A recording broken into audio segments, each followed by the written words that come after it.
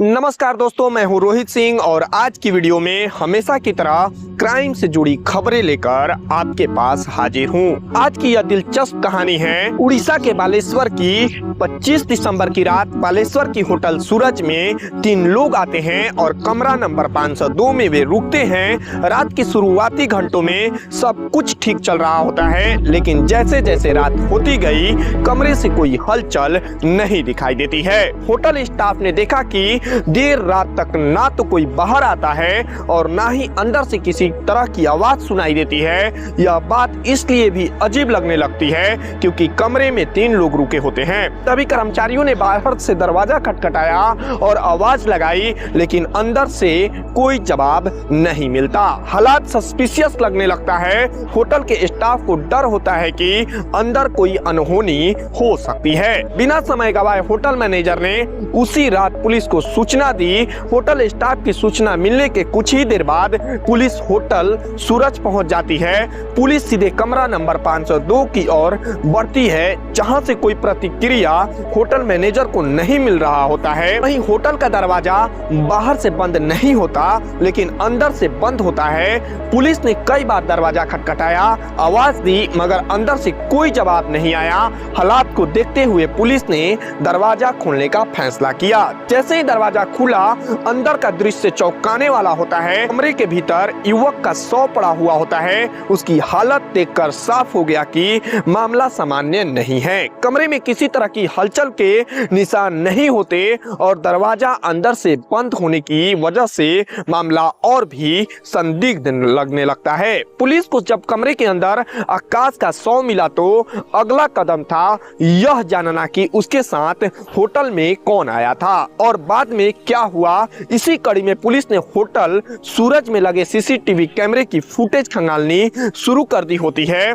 CCTV footage में साफ दिखाई दे रहा था कि 25 दिसंबर की रात आकाश के साथ एक युवक और एक महिला होटल में दाखिल होते हैं। तीनों साथ साथ रिसेप्शन से गुजर रहे होते हैं और फिर सीधे कमरा नंबर 502 की ओर चले जाते हैं। उस समय किसी तरह का झगड़ा या हंगामा वीडियो में नहीं दिखाई देता। सब कुछ सामान्य लग रहा था, लेकिन आगे की फुटेज ने पुलिस का शक पक्का कर दिया। कुछ समय बाद कैमरे में यह तो दिखा कि वही युवक और महिला होटल से बाहर निकलते हैं, लेकिन आकाश उनके साथ नहीं था। वह ना तो लॉबी में दिखा और ना ही होटल से बाहर जाते हुए कैमरे में कैद होता है।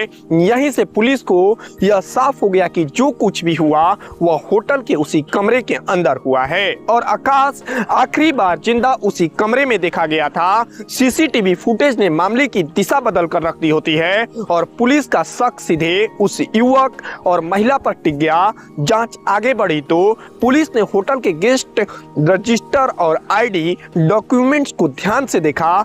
यही एक अहम बात सामने आई। कमरा नंबर 502 बुक करने के समय तीनों ने आधार कार्ड जो जमा किए होते हैं, लेकिन जब पुलिस ने उन दस्तावेजों की जांच करवाई तो चौंकाने वाला खुलासा होता है। पुलिस को पता चला कि चंद्र सिंह और ये मामानी सिंह ने होटल में जो आधार कार्ड दिए होते हैं वे नकली होते हैं। वहीं आकाश का आधार कार्ड असली पाया जाता है। इस जानकारी ने पुलिस का शक और भी गहरा कर दिया होता है, क्योंकि आमतौर पर कोई व्यक्ति होटल में ठहरते समय अपनी पहचान छुपाने के लिए नकली दस्तावेज नहीं देता। नकली आधार कार्ड मिलने से यह साफ हो गया कि रामचंद्र चेम्मानी पहले से ही कुछ छिपा रहे होते हैं। यही वजह थी कि पुलिस ने पूछताछ का दायरा और सख्त कर दिया होता है। आधार कार्ड की यह गड़बड़ी पुलिस के लिए एक बड़ा सुराग बन गया होता है, जिसने इस मामले को हत्या की दिशा में मजबूती से आगे बढ़ाया होता है। पुलिस को कमरे में आकाश का आधार कार्ड मिला। उसी से पता चला कि आकाश कौन है और कहां का रहने वाला है। आधार कार्ड में जो मोबाइल नंबर और पता लिखा होता है, पुलिस ने उसी के सहारे घर वालों को फोन किया। जब घर वालों को बताया गया कि आकाश की मौत हो चुकी है और उसका शव होटल के कमरे में मिला है तो घर में कोहराम मच जाता है। किसी को भरोसा ही नहीं हो रहा था कि जो लड़का घर से बाहर गया था उसकी ऐसी खबर आएगी। आधार कार्ड की वजह से ही पुलिस जल्दी समझ पाई कि आकाश के परिवार वाले कौन हैं। इसी जानकारी के सहारे परिवार को बालासार बुलाया जाता है और फिर आगे की कार्रवाई शुरू होती है। घर वालों से बात करने पर पुलिस को पता चला कि आकाश आखिरी बार अपने दोस्त चंद्र सिंह के साथ ही देखा गया था। परिवार वालों ने बताया कि आकाश घर से निकलते वक्त भी उसी के साथ गया होता है और उसी के साथ रहने की बात भी कही होती है। यह सुनते ही पुलिस को शक और पक्का हो गया कि पुलिस ने बिना देर किए चंद्र सिंह की तलाश शुरू कर दी। चंद्र सिंह को मयूरभंज से और जयमामानी सिंह को जाजपुर जिले से गिरफ्तार किया जाता है। पुलिस ने दोनों को हिरासत में लेकर पूछताछ के दौरान दोनों ने हत्या की बात कबूल कर ली होती है। पूछताछ में जो कहानी सामने आई वह इस प्रकार होती है। ओसा के मयूरभंज में बंजाबनी नाम का एक छोटा सा गांव है। इसी गांव में आकाश, मोहंता और उसका दोस्त चंद्र सिंह रहते थे। दोनों गहरे दोस्त होते हैं। दोनों भी शादीशुदा थे। आकाश 8 साल का हो चुका होता है, वही चंद्र सिंह सिर्फ 22 साल का था और उसकी नई नई शादी हुई थी। एक दिन चंद्र सिंह ने आकाश को मोबाइल में एक लड़की की फोटो दिखाई और फिर पूरी कहानी सुनाने लगता है। उसने बताया कि अपने गांव से शहर जाते समय रास्ते में बेटनाटी इलाका आता है। एक दिन वह शहर रिक्शा से जा रहा था, तभी बेटनाटी में एक औरत आकर रिक्शा में बैठ जाती है। वह चंद्र सिंह के बहुत पास बैठ जाती है। पहले उसने थोड़ा साइड होने की कोशिश की, लेकिन फिर वह उसके जितना करीब हो सकती थी उतना ही पास आ गई। थोड़ी देर में चंद्र सिंह की झिझक भी टूट जाती है और वह भी उसके पास बैठ जाता है। इसके बाद दोनों के बीच बातें होने लगती हैं। रिक्शा शहर पहुंची और दोनों उतर गए। वे बाजार में साथ घूमते रहे और बातें करते रहे। बातचीत के दौरान उसे उसके बारे में सब कुछ पता चल जाता है। उसका नाम जयमामनी है और उसकी उम्र 27 साल होती है। वह शादीशुदा होती है। उसके 2 बच्चे भी होते हैं, लेकिन वह अपने पति से अलग रहती थी क्योंकि दोनों की बनती नहीं थी। उसका चलना, उसका बैठना, उसका उठना सब कुछ चंद्र सिंह का ध्यान खींच रहा होता है। चलते वक्त उसके शरीर की हलचल से चंद्र सिंह की धड़कन तेज हो जाती थी। पहले ही मुलाकात में उसने उसे अपने बारे में काफी कुछ बता भी दिया होता है। बाजार खत्म होने के बाद दोनों फिर से रिक्शा लेकर लौट आ जाते हैं। जाते जाते दोनों ने एक दूसरे के मोबाइल नंबर भी ले लिए होते हैं। अब फोन पर बात करना, मैसेज करना शुरू हो जाता है। धीरे धीरे दोनों की नजदीकियां काफी बढ़ने लगती है। चंद्र सिंह मन ही मन उसे पाने की चाह महसूस करने लगता है और उधर जयमामनी भी यह बात समझ चुकी होती है। उसे ऐसा लगने लगा होता है कि चंद्र सिंह जैसा जवान लड़का उसे चाहिए ही। यही सोचकर उसने भी उसे इशारे में हरी झंडी दे दी होती है। जब बातें और फोन कॉल से नजदीकी बढ़ने लगी तो एक दिन चंद्र सिंह उससे मिलने उसके घर चला जाता है। उसने मुस्कुराकर उसका स्वागत किया, चाय पानी कराया। घर में उसकी माँ और उसके छोटे बच्चे भी होते हैं। बच्चे इधर उधर खेल रहे होते हैं। चंद्र सिंह की बेचैनी जयमामनी समझ चुकी होती है। उसने मुस्कुराकर उससे बैठने का इशारा किया और हल्के मजाक में यह भी कहा कि पहले ही बता देते तो अच्छा रहता। चंद्र सिंह ने बिना ज्यादा सोचे यही कहा कि अचानक उसका याद आ गई, इसीलिए चला आया। वह उसके और करीब आकर बैठ गया। कुछ देर साथ बैठने के बाद चंद्र सिंह वहां से लौट जाता है और कहकर यह जाता है कि वह फिर वापस आएगा। अगले दिन वह तय मन से उसके घर पहुंचा।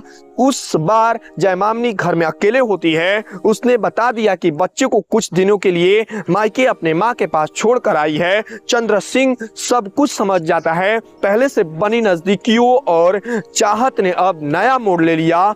उस दिन दोनों का रिश्ता सिर्फ बातों तक सीमित नहीं रहा, बल्कि वह एक गलत रिश्ते में बन जाता है। उसकी कहानी सुनते ही आकाश के मन में भी गलत ख्याल आ गए। उसने सीधे पूछ लिया कि क्या वह सच में उस औरत के साथ मजे लेता है या बस बातें बना रहा है। चंद्र सिंह ने साफ कह दिया कि आज भी कहीं उसके घर तो कभी शहर के किसी होटल में मिलना होता रहता है। यह सुनकर भी आकाश को यकीन नहीं हुआ।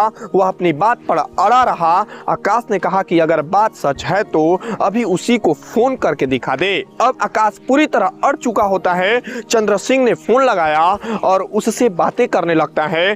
फोन पर बातचीत सुनकर आकाश को समझ में आ गया कि चंद्र सिंह झूठ नहीं बोल रहा था। अपने से छोटे लड़के को किसी की बाहर की औरत के साथ इस तरह जुड़े देख आकाश के मन में अलग ही चाह पैदा हो जाती है। उसने चालाकी से बात बदलते हुए कहा कि अगली बार वह खुद उसे लेकर होटल जाएगा। इस तरह उसने चंद्र सिंह को अपनी बातों में फंसाने की कोशिश की और खुद पीछे रहने की बात करने लगता है। लेकिन इस बार चंद्र सिंह ने साफ मना कर दिया होता है। चंद्र सिंह ने साफ कह दिया कि यह सब मुमकिन नहीं है। लेकिन आकाश यही नहीं रुका, उसने नया तरीका निकाला। उसने कहा कि तीनों साथ में होटल चलेंगे। वह खुद कुछ नहीं करेगा, बस देखना चाहता है कि चंद्र सिंह सच बोल रहा है या नहीं। काफी सोचने के बाद चंद्र सिंह मान जाता है। उसने जयमामनी को फोन किया और कहा कि आज होटल चलना है। पहले से तय बात के मुताबिक वह दोनों बंजाबनी गांव से बाइक पर निकले। रास्ते में बेटानाटी इलाके से जयमामनी को साथ लिया। उसके बाद तीनों 25 दिसंबर को बालासार शहर पहुंच गए। वहां पहुंचते ही जयमामनी को तीसरी आदमी को देखकर हैरानी होती है। उसने चंद्र सिंह से पूछ लिया कि यह कौन है और साथ क्यों आया है। उसने बताया कि वह होमगार्ड भर्ती परीक्षा देने बालासार आया है, जो 28 दिसंबर को उसकी परीक्षा होने वाली है। चंद्र सिंह ने उसे समझा दिया कि वह उसका दोस्त है और किसी तरह का दिक्कत नहीं है। उसने यह भी भरोसा दिलाया कि वह बीच में कुछ नहीं करेगा। चंद्र सिंह की बातों पर जयमामनी मान तो गई। उसकी बातों पर भरोसा करके जयमामनी होटल में चली गई। रिसेप्शन पर तीनों ने अपने आधार कार्ड दिए। ने मौके का फायदा उठाकर शारीरिक संबंध बनाए थे। जब इसकी भनक आकाश को लगी, लेकिन उस वक्त उसने कुछ नहीं कहा। उसके बाद तीनों ने साथ शराब पी। शराब के नशे में चंद्र सिंह और जयमामनी आकाश की मौजूदगी में बिस्तर पर चले जाते हैं। आकाश जो खुद भी नशे में होता है, उसी दौरान आकाश ने जयमामनी से शारीरिक संबंध बनाने की बात कही। आकाश का यह रूप देखकर जयमामनी घबरा जाती है। उसने साफ मना कर दिया होता है। मना करने पर आकाश ने जयमामनी को धमकी दी कि वह चंद्र सिंह के साथ उसके रिश्ते के बारे में उसके परिवार वालों को बता देगा। चंद्र सिंह को भी गुस्सा आ गया। उसने आकाश को धक्का देकर दूर किया, लेकिन आकाश पर जैसे जुनून सवार हो चुका था। वो किसी की बात को सुनने को तैयार नहीं था और जबरदस्ती आगे बढ़ने लगता है। उसे रोकते रोकते चंद्र सिंह का सब्र टूट जाता है। आकाश की हरकतों ने उसे पूरी तरह भड़का दिया होता है। गुस्से में उसने बिना कुछ सोचे समझे आकाश पर हमला कर दिया। धक्का मुक्की में आकाश नीचे गिर जाता है। आकाश जब नीचे गिर गया तो चंद्र सिंह ने उसके पैर पकड़े, जबकि जयमामनी ने उसका गला घोट दिया। जब आकाश ने हिलना डुलना बंद कर दिया तो दोनों ने उसे फर्श पर ही छोड़ दिया और उसके बाद दोनों ने बिस्तर पर संबंध बनाए। अगली सुबह चंद्र सिंह बिस्तर से उठा और आकाश को जगाने की कोशिश की। जब उन्हें समझ आया कि आकाश की जान चली गई है तो दोनों बुरी तरह डर जाते हैं। उन्हें साफ लगने लगा कि अब बचने का कोई रास्ता नहीं है। इसीलिए सुबह होने से पहले, लोगों को जागने से पहले ही वो दोनों होटल से निकलकर वहां से भाग जाते हैं। चंद्र सिंह जब अपने घर बेतानोटी पहुंचा तो आकाश के घर वालों ने उससे पूछा कि आकाश घर क्यों नहीं लौटा, लेकिन चंद्र सिंह सीधे जवाब नहीं दे सका और इधर उधर की बातें वह करने लगता है। उसकी बातें सुनकर आकाश के घर वालों को शक होता है। उन्होंने स्थानीय सहदेव हुंटा थाने में लिखित शिकायत दर्ज कराई। दूसरी तरफ जब होटल का कमरा नहीं खुला तो पुलिस को सूचना दी गई। इसके बाद जांच शुरू हुई। चंद्र सिंह को मयूरभंज से और जयमामनी सिंह को जाजपुर जिले से गिरफ्तार कर लिया जाता है। पूछताछ के दौरान दोनों ने हत्या की बात कबूल कर ली होती है। पुलिस जांच में सामने आया कि फिलहाल दोनों पुलिस की हिरासत में हैं और पुलिस मामले के हर पहलू की गहराई से जांच कर रही है। तो दोस्तों, आप सभी को क्राइम से जुड़ी बलात्कार की खबर आप सभी को कैसा लगा।